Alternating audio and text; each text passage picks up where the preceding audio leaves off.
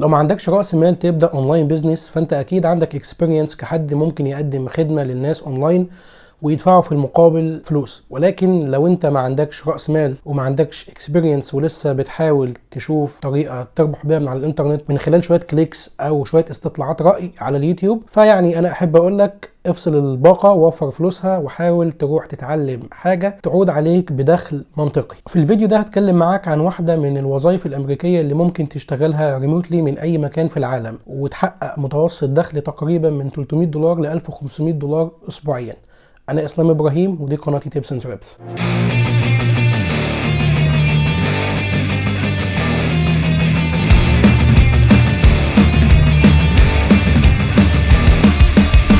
أهلا بيكم مرة تانية. الوظيفة اللي هنتكلم عنها النهاردة هي واحدة من أهم الوظائف في مجال قيادة الشاحنات جوه الولايات المتحدة الأمريكية. مجال التراكنج بشكل عام هو واحد من أهم المجالات اللي بتشغل المهاجر الجديد، يعني نظرا لعائدها العالي اللي ممكن يحققه. ولكن قبل ما نقول إيه هي الوظيفة ديت، تعالى نتكلم بشكل عام عن إيه هو التراكنج بيزنس، سواء كان في أمريكا أو كان خارج أمريكا. لو بصيت على كل حاجة حواليك هتلاقي إن أصلها كانت مواد خام. المواد الخام ديت بتحتاج تتنقل من مكانها الى السبلاير، ومن السبلاير مثلا للمصنع، وبتروح من المصنع دوت للوير هاوس او للمخازن، ومن المخازن للموزع، ومن الموزعين بتروح للريتيل، ومن الريتيل بتوصل لك انت. واحيانا كمان بتروح منك انت لحد بيبقى مهتم انه يشتري سلعة مستخدمة. كل خطوة من الخطوات ديت بتحتاج لعملية نقل، وده اللي بنسميه الخدمات اللوجستية او اللوجيستكس، واللي هي أداة من أدوات السبلاي تشين أو سلسلة الإمدادات. يعني مثلا خلينا نقول إن في مصنع من المصانع اللي بيصنع مكاتب زي المكتب اللي أنا قاعد عليه دوت، مكون من خشب وحديد.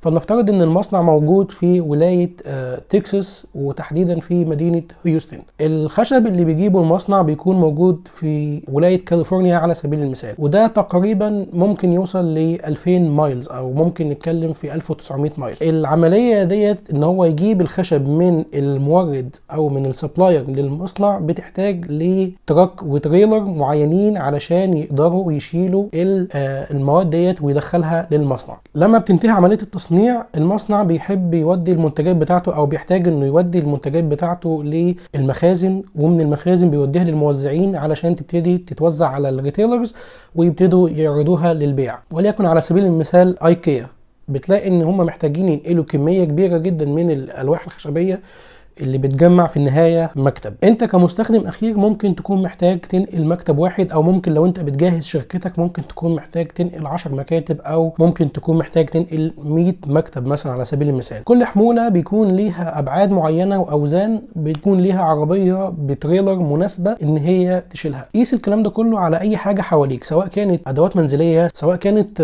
نقل سيارات، سواء كانت اغذية، سواء كانت مشروبات. كل حاجة من الحاجات ديت ليها equipment معينة او ليها تراك وتريلر معينين، والدرايفرز نفسهم بيكونوا مختلفين عن بعض في شويه امور. الوظيفه اللي هنتكلم عنها النهارده هي التراك ديسباتشر. التراك ديسباتشر ده هو حد بيقوم بالتخطيط لاسبوع كامل للدرايفر او الكارير، اللي هو الشخص اللي بيقوم بنقل البضائع ديت او السيارات دي من النقطه A للنقطه B. يعني ببساطه هو حد مسؤول عن ان هو يوجد حمولة للدرايفر، وكمان يتفاوض في الأسعار، ويهتم بأن هو يجيب له كل التفاصيل اللي هيحتاجها علشان يبتدي يتحرك من مكانه على البيك اب لوكيشن ويروح يشيل، وبعدين يروح يعمل دروب اوف في الدليفري لوكيشن. ده باختصار. يعني بيكون مسؤول ان هو يجهز كل حاجه للدرايفر، بدايه من ان هو يوجد عميل جديد ليه، وبالتالي بيخلص الشغل بتاع البيبر وورك ما بين الكارير كومباني او الاونر اوبريتور اللي هو السواق والطرف الثاني، وبعد كده بيبتدي يخلص اي دوكيومنتس تانية محتاجها الدرايفر علشان يشيل الحموله بتاعته ايا كانت هي منين. وكمان بيبتدي يناقش الاسعار ويجيب افضل سعر للدرايفر دوت،